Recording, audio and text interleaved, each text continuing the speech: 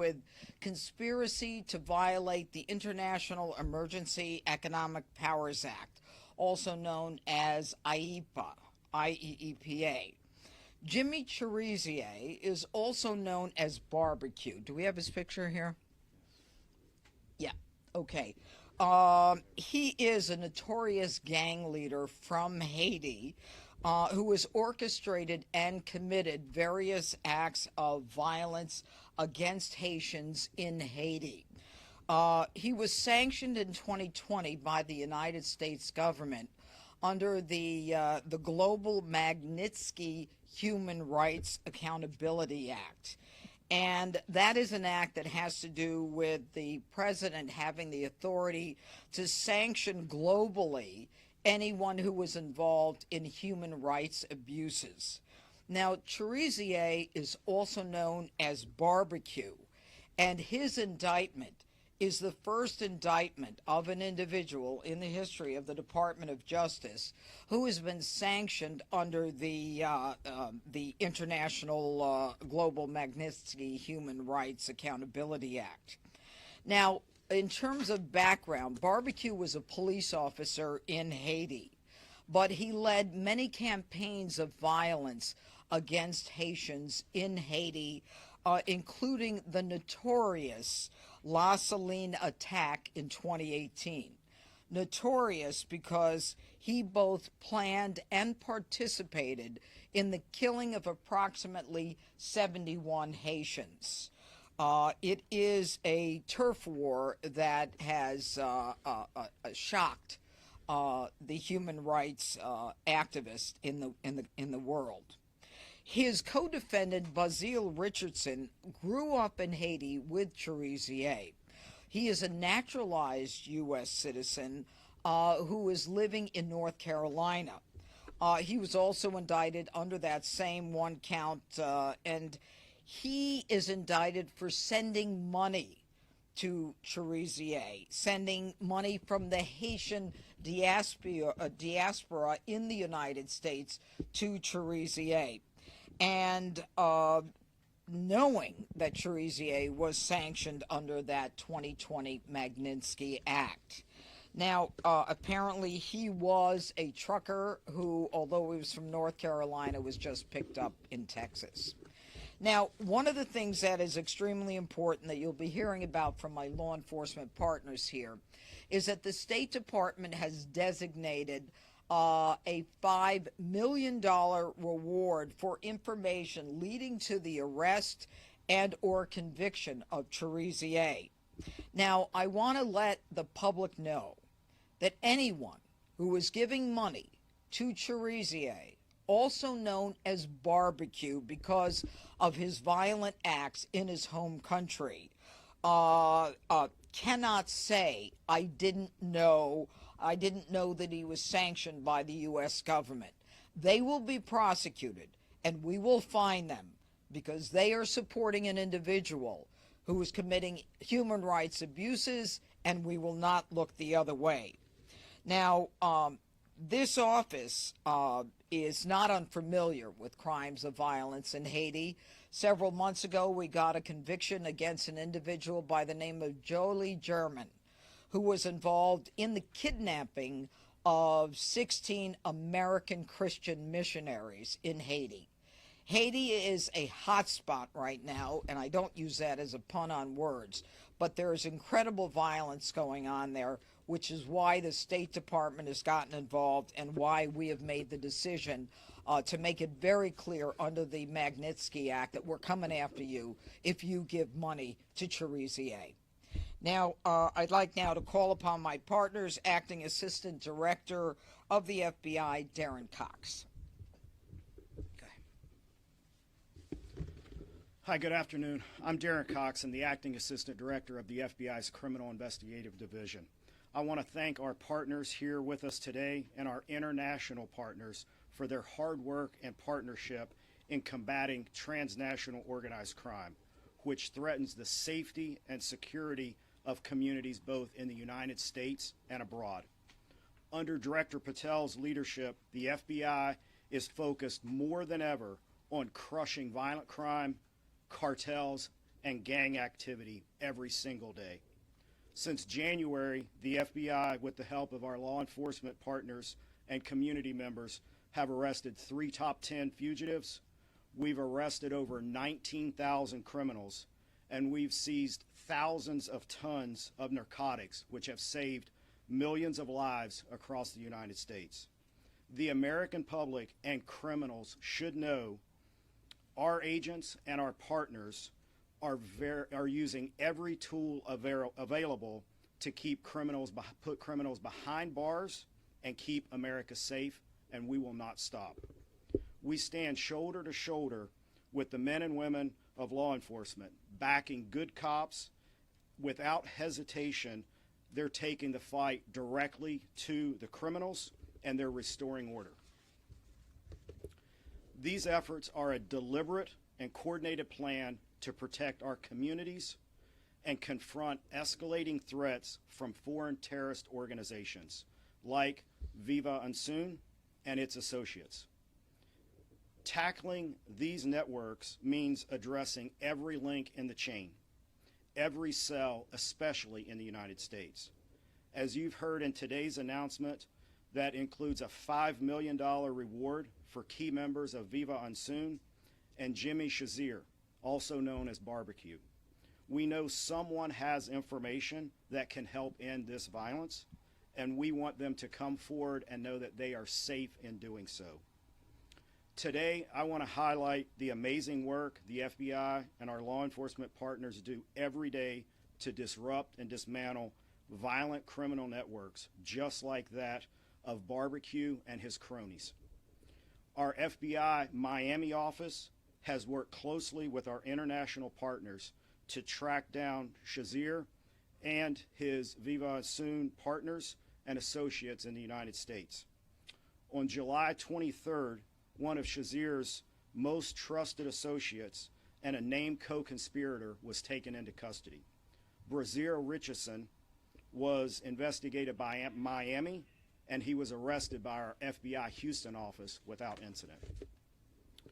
Violent actors like Cherizier and the rest of his criminal associates must understand there is no safe haven for them and the people like them that traffic violence in our communities.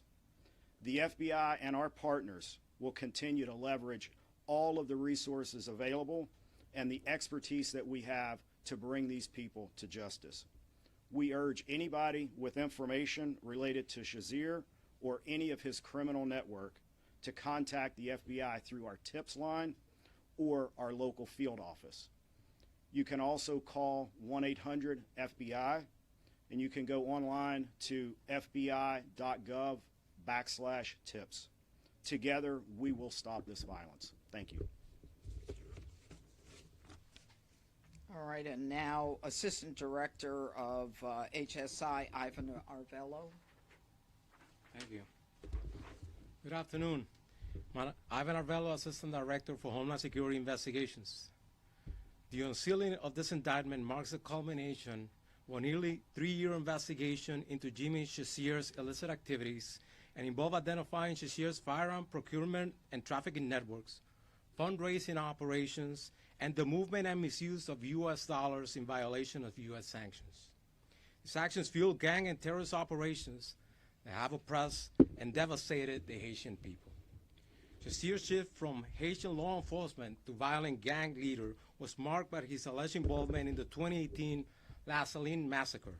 This horrific event resulted in 71 murders and the destruction of 400 homes as civilians residents of La Saline neighborhood in Port-au-Prince were caught in the middle of a gang battlefield with chaos and destruction.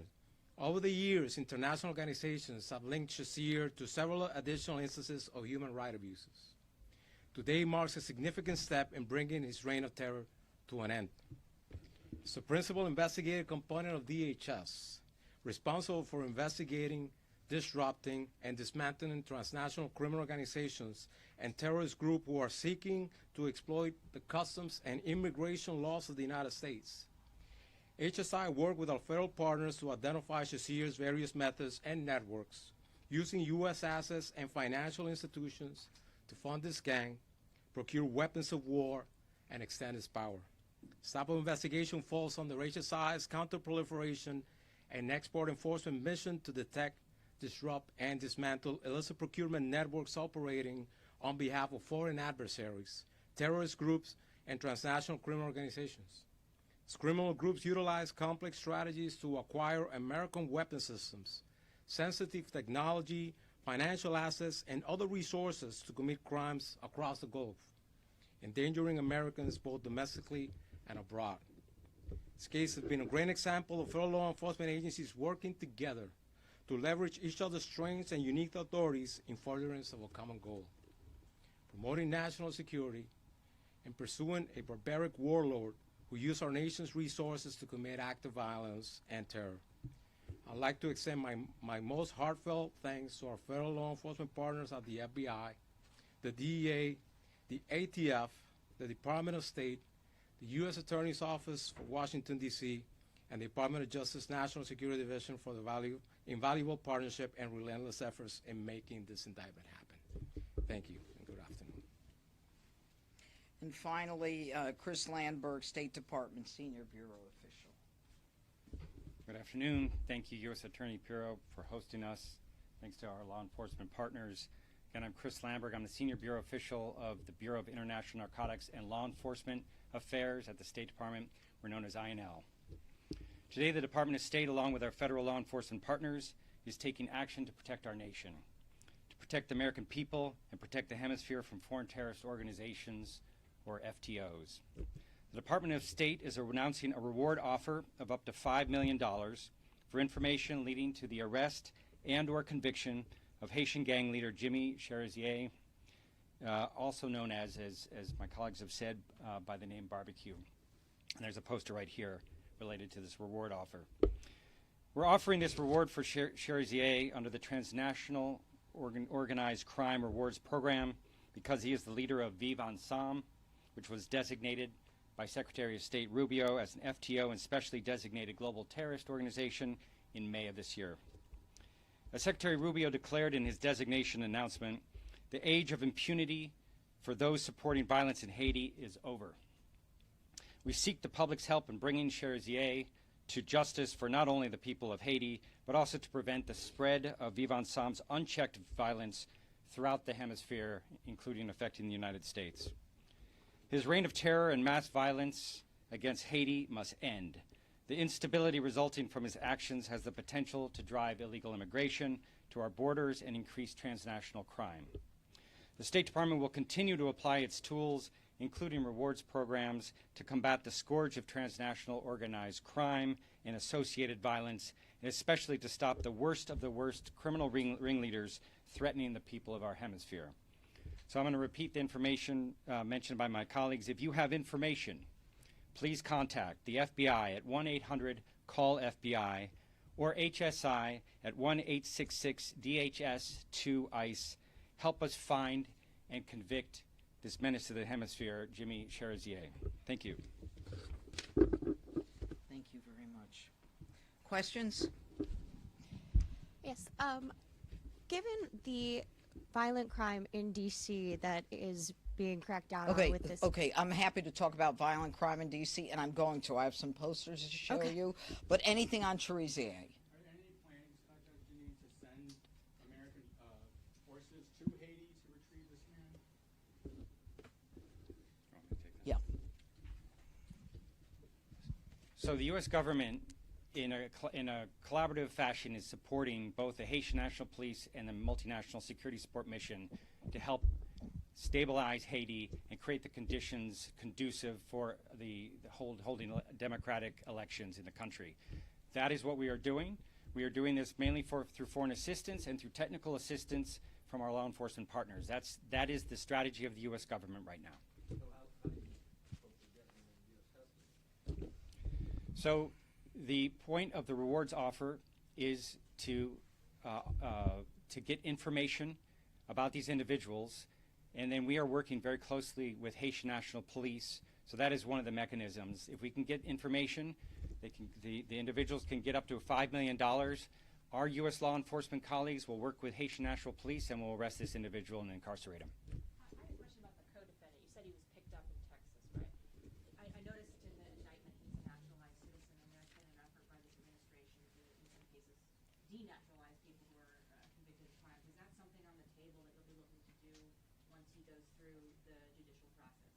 Well, I think it's a little too early now to really comment on that. I think right now our goal is to get a conviction here, and then we'll make a decision as to what's appropriate. There's a lot of steps before you even get to that.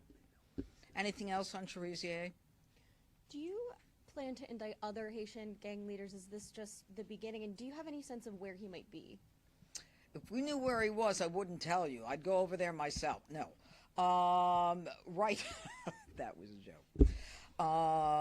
We certainly have some information, but, you know, we need whatever information we can get from the public. We don't have him in our custody. That's all I can say right now. Do you want to add anything to that, guys? Okay. All right. Greg, anything? All right. Thank you, gentlemen. Thank you.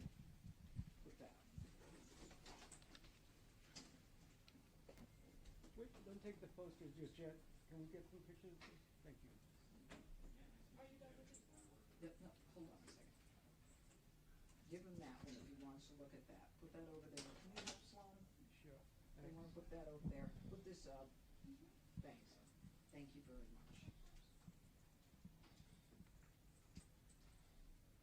All right. Are you done? Over here? We'll have them up here for you guys to shoot afterwards. Yeah, they'll be here. You can take a look at them. You know, there has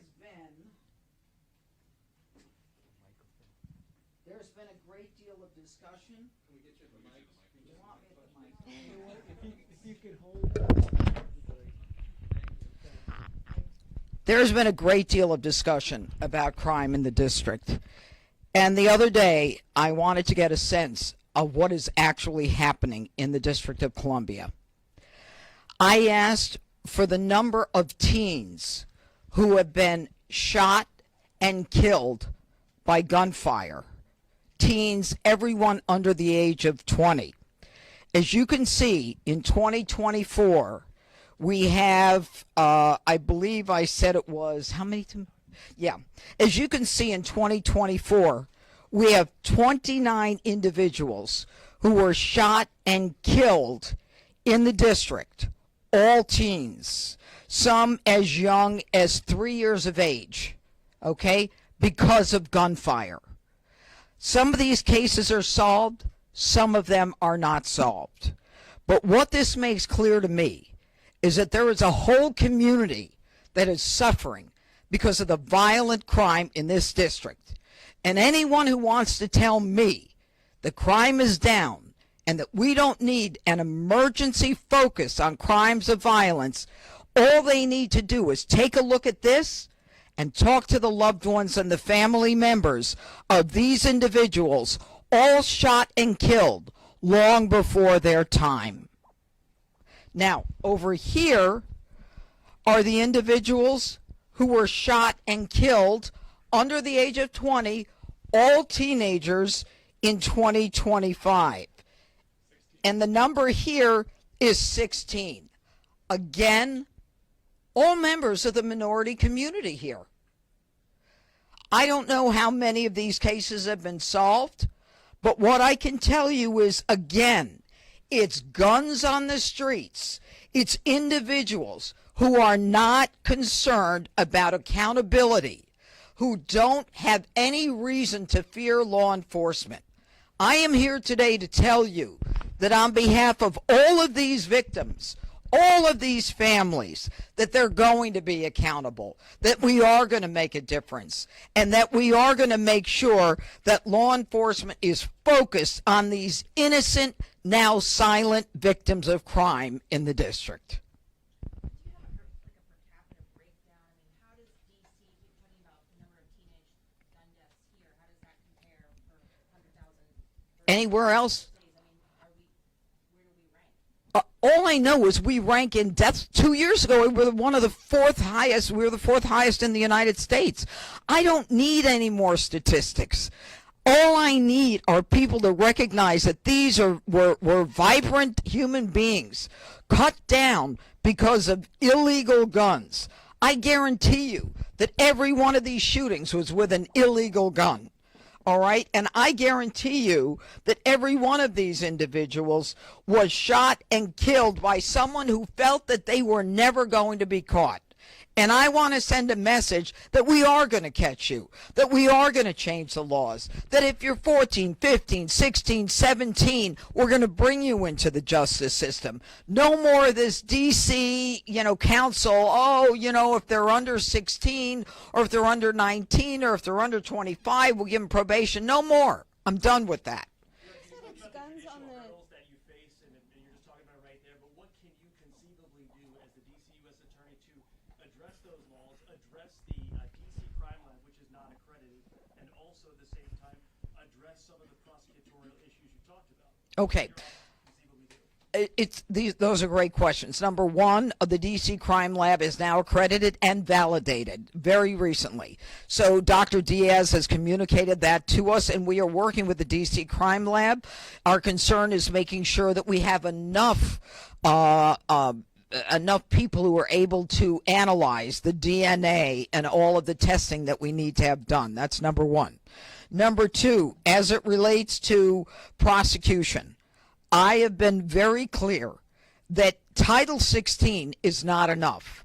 Under Title 16, if you are 16 or 17 years of age, we can get you for rape 1, murder, robbery 1, burglary 1.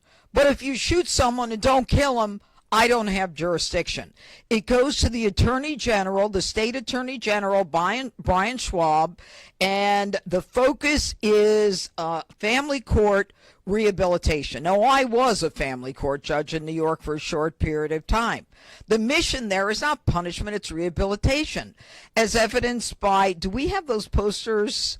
Yeah, we had a poster with what you get is yoga, and you get ice cream socials in family court. Well, I'm done with yoga and ice cream socials. We've got to change the law to bring them into the justice system. We've got to get rid of the 3 statutes or 3 laws passed by the D.C. Council. Number one is the Youth Rehabilitation Act, where you basically say with the Youth Rehabilitation Act that what we're going to do is we're going to say, if you're sentenced and you're under the age of 25, that the judge can give you probation irrespective of what the crime is. That's nonsense. And that's why a judge, and you're tired of hearing about me say this, that's why a judge gave a 19-year-old 2-3 weeks ago, and I wrote an op-ed piece, gave a 19-year-old probation, and I understand it's 2 years probation to go to college with no mandate, for getting on a public bus with an illegal gun, shooting an individual in the chest, which to me is intent to kill. And he walked away, after we convicted him, he walked away with no jail time. If that's what you want in this district, then I'm the wrong person to be United States Attorney. Number one, the Incarceration Reduction Act. The Incarceration Reduction Act that the D.C. left-leaning council passed says if you're 25 years old and you were sentenced to 15 years as a young kid for probably murder, even a serial murderer, we can let you out if you're 25. We can let you out because, not because you're rehabilitated, not because the offense wasn't that bad, but because we can. And that's got to go. All right? And the third thing is record sealing. I go through all of the effort to get a conviction, and they want to seal the convictions. They want to say, we want to seal convictions after 5 years. If I'm a mother, and thank God my kids are older, if I'm a mother, I want to know if a nanny has an assault conviction. If I'm an employer, I want to know if this person has been convicted of larceny or petty larceny. Or if, say, I'm not in a public school, but I got a private, teaching a tennis group. I need to know if this guy's a predator, a pedophile. Everything about the D.C. Council's focus is defendant-oriented. I'm oriented to these people, and the people of the district are as well. You just walked through the. This federal takeover that you talked about a little bit. Well, you talked a lot I don't have any special powers. I wish I did. But can you also talk about where you stand on hiring prosecutors and judges? I am, I am, I'm not going to bore you with the facts. Don't quote me on that. That was off the record. I can only hire during certain periods once there's been an ad or some kind of posting, and then I can hire. Okay, I'm doing it. I'm doing the best I can. The president has given me the permission to hire. This is an office that has been neglected, and I'll say it publicly. It's been neglected. With people signing contracts, they didn't know what they were signing. All right, it just kind of ran on its own. Not anymore. This is an office where nobody seemed to care that we were down 90 lawyers, 60 investigators, and paralegals. I do. And so my effort is to get people who want to work in the nation's capital, who want to work in the largest United States Attorney's office in the country, and the best office. Because we're not just federal prosecutors, we're local prosecutors. We get down and dirty in street crime. And that is what really motivates a lot of my prosecutors. You just walked through the changes you'd like to see from the punitive aspects. What about preventative? Do you or the president plan to do anything to address the root causes of crime in D.C., such as truancy?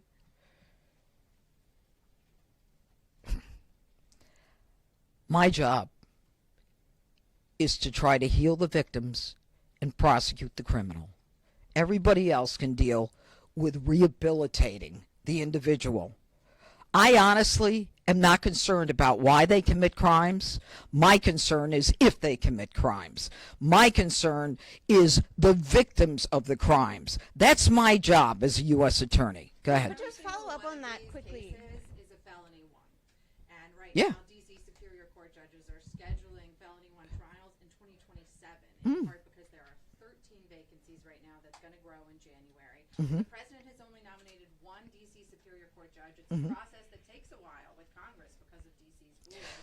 Have you talked to the president about Yeah. this? Is the White House moving forward Yes. with more nominees? You're going to need these judges to Yep. get these done. As recently as yesterday, I spoke with the president, and I have spoken to the president before about these vacancies. The president wants these vacancies filled as soon as possible because, like everyone in this room, it's common sense. It's not fair to the victims, to the families. It's not fair to the defendant. Why should the defendant who's charged with a crime have to live with a case for 3 years because there's not enough judges? We're all on the same page about what makes sense and what's fair. And so we're working on that. There's a whole thing with the Judicial Nominating Commission, and then they have to get approved, and then we have to get the Senate to approve. When You, can we expect step one? you can ask the Senate No, the names from the president. He has to know. When can we expect names? For the soon, Superior Court? very soon, Weeks? soon. You said a That question, guys, we're all out of time. Okay, you're out of time? That means you've had enough. Goodbye. Thank you. I want you to report on But this. you said This it's is guns. important. You said it's guns on the street that's causing this problem. Are you concerned that the DOJ's funding cuts to gun violence prevention programs undermine the effort? Stop it. We are putting all kinds of resources onto the street.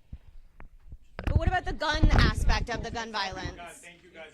Thanks. Martin issued a press release hailing the drop in crime rates at the end of April. What changed? It's never enough. This changed. This changed. It's never enough. You tell these families crime has dropped. You tell the mother of the intern who was shot going out from McDonald's near the Washington Convention Center, oh, crime is down. You tell the kid who was just beat the hell and back with a severe concussion and a broken nose, crime is down. No, that falls on deaf ears. And my ears are deaf to that. And that's why I fight the fight.